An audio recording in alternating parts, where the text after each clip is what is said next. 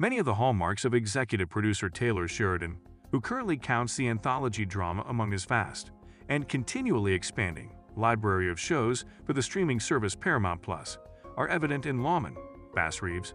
The one-hour show is a big-budget western with an overqualified ensemble. This is a general summary that also applies to Sheridan classics, like the star-studded prequels to his breakthrough success Yellowstone, 1883 and 1923. David Oyelowo, portraying Reeves, a historical character and former enslaved U.S. Marshal, who operated in the late 19th century west of the Mississippi, serves as the ensemble's leader. Reeves received a major part in this film after appearing in Damon Lindelof's Watchmen in 2019 as a supporting role.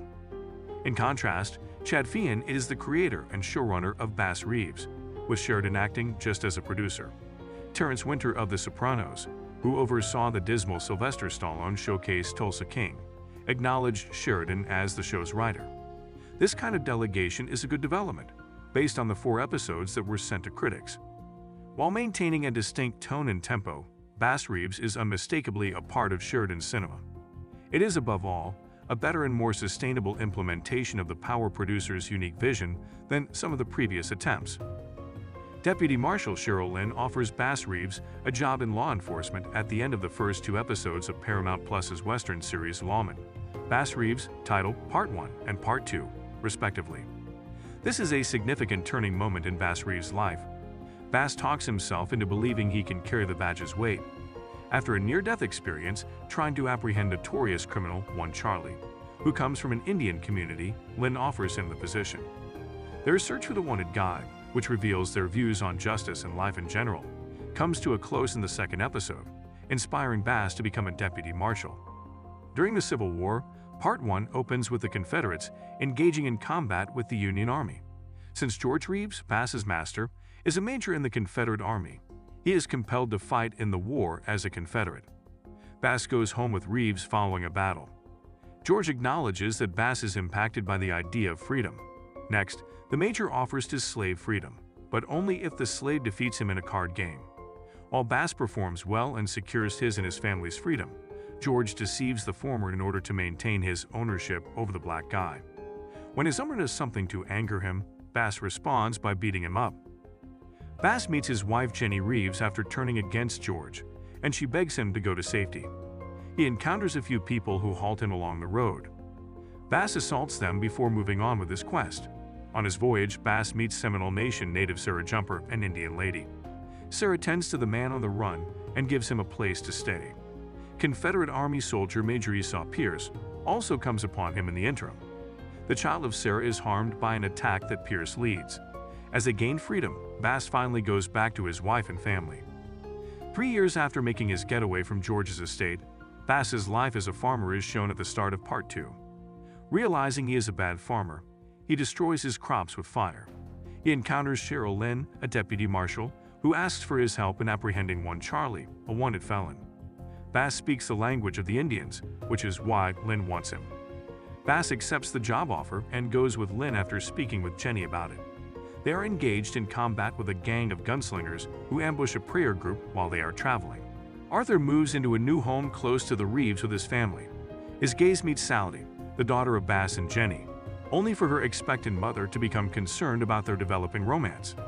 After speaking with One Charlie's relative to find out where he is, Bass stays with the marshal to apprehend the offender. One Charlie is captured by Lynn and Bass. Following their trail, they come into the wanted criminal, who is taken to hiding in a house in order to evade being apprehended. Then Bass tries to persuade Charlie that giving up would be the prudent course of action. In the hopes that the offender won't fear being killed, he assures him that his right to face justice would be upheld. Bass doesn't want to leave Charlie because he has promised his word to Charlie's cousin. But Lynn has other ideas. Charlie catches fire when Lynn lights a fire inside the house while Bass is speaking with the criminal. The fire that spreads throughout Charlie's body kills him slowly. Bass then murders him to end his suffering. Although the former slave respects justice and the law, Lynn disobeys them in order to serve as both Charlie's judge and executioner. He is indifferent to Charlie's rights. He views the wanted man as merely a despicable criminal whose existence endangers innocent people's lives, in addition to the rule of law. Because Lynn doesn't want to shield someone like that, He kills the man after making him suffer. As a victim of the same, particularly after being shot by the criminal, Lynn is unable to look past Charlie's deadly urges and deeds, and the marshal simply wants the world to live with one less Charlie. Conversely, Bass lets his guilt consume him since he doesn't give Charlie the bare minimum of human and legal deference. Instead of being a heartless hunter like Lynn, the black man is a compassionate individual who thinks that every man who is deserving of condemnation has the potential to change. When Bass cannot persuade himself that what his partner did was morally correct, he bids Lynn farewell. Lynn and Bass part ways on bad terms, particularly after Bass smacks Lynn for being just as murderous as the guys he pursues. Nevertheless, Lynn respects Bass' fortitude, bravery, and ability to bounce back from adversity. As a result, he introduces Bass to Judge Isaac Parker, who extends an opportunity to the farmer to become a deputy marshal. Lynn is aware that despite Bass's kindness, which leaves him open to attack, the man is obligated to uphold the law. The marshal does not want such a man to spend the rest of his life worrying about repeated crop failures. Bass then decides to take the position because he believes that the local legal system is lacking a person who appreciates the idea of justice.